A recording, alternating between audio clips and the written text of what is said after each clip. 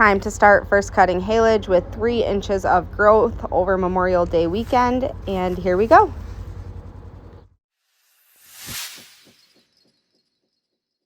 Happy Memorial Day. We started haylage. Well, we just started mowing today, out here merging, and made a faux pas. Had the kids with me. Traded calf chores for giving the kids a tractor ride with my husband.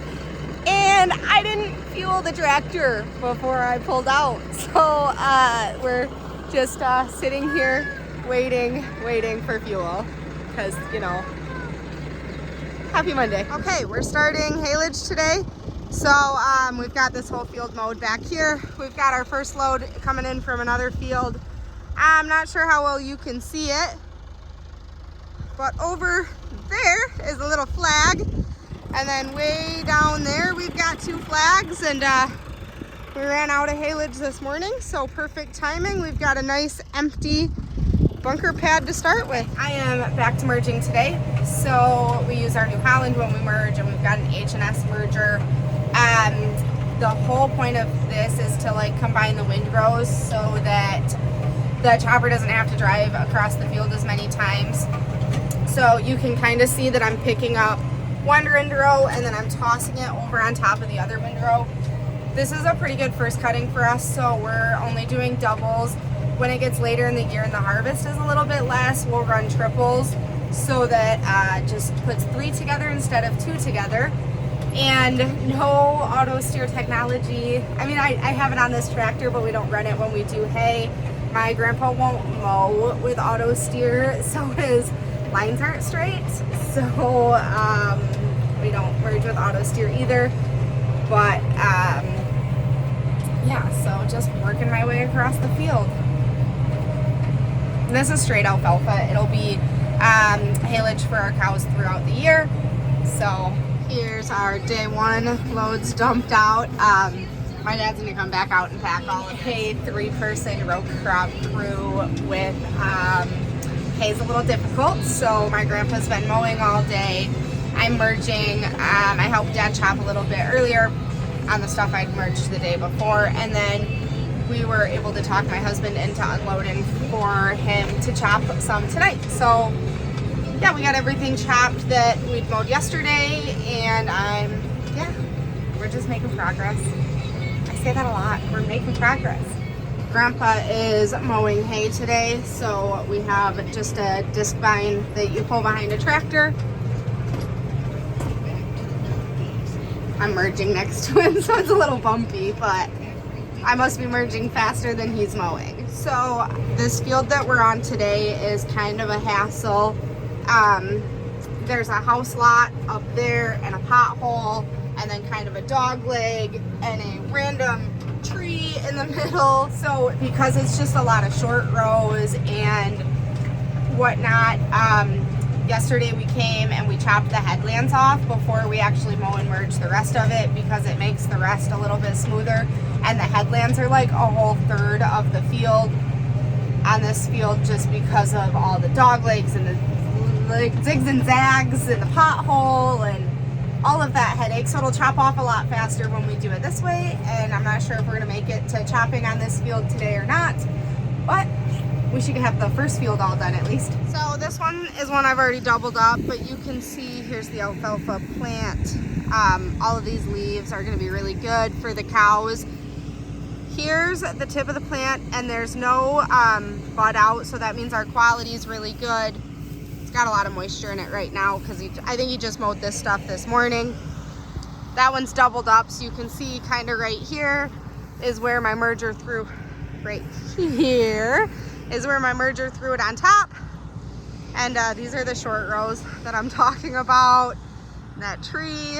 But I got an upgrade today from merger and unloader to chopper guy.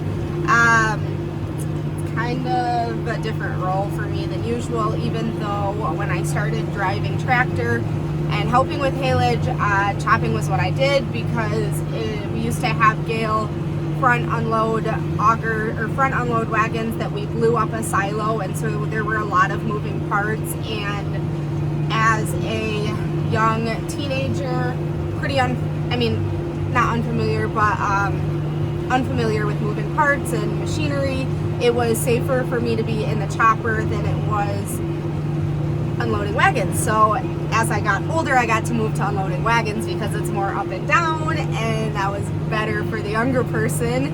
But Grandpa's still mowing hay today, so I'm running the chopper.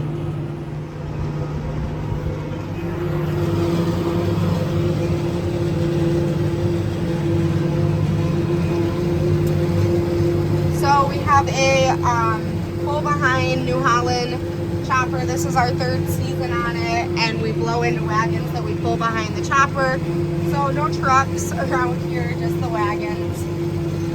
We've got 3 of them. Today we're only chopping with 2 because we are right behind the pile, so you can see they're pushing and packing and unloading over there while I chop here. Last round of field 1 going in. End of chopping day 3. Beautiful sunset. We have 3 fields of straight alfalfa that we chop for the cows. So our furthest field is about 5 miles away from our current farm at our old farm, at our original farmstead. And so we have to use 2 tractors to keep up with the chopper. So I'm unhooking the merger here so that we can switch to using this tractor hauling wagons as well. It takes about 40 minutes to make a round. So with 2 tractors hauling, we can make about 3 rounds an hour. One of the specific reasons that we use this tractor is its high-speed transmission, so it can go about 26 miles an hour. Here's the pile at the end of day 3. Doesn't really do justice on the ground. It looks bigger in the tractor probably. I think there's 20, not 30, and another 20. There's like 50 loads packed down in this pile here. We use our 8370 that we dualed up in one of the earlier videos to chop with. So the reason that we had to put the tools back on was that we strip all the tools and the weights off as soon as spring tillage is done so that we can chop. And first crop is done. We finished chopping on Saturday. It's Monday, so we're working on covering the pile. I'm up on top of the pile right now, but we use black plastic. It's black on one side, white on the top. Spread it out across the whole pile, and then we put sand around all 3 edges, and then we've got, you know, the face where we're going to keep feeding, and then we will cover this whole thing with tires side by side by side, just like this part is, but the whole length. So yeah, that's today and tomorrow's project, because we are again a small crew, and sometimes we're lucky and we get some help that comes in and helps us throw tires, but not normally on haylage. So it takes us a day or 2, but we'll get it done. We also put urea underneath of our plastic to help suck the oxygen out. So that is already done and we're good to go.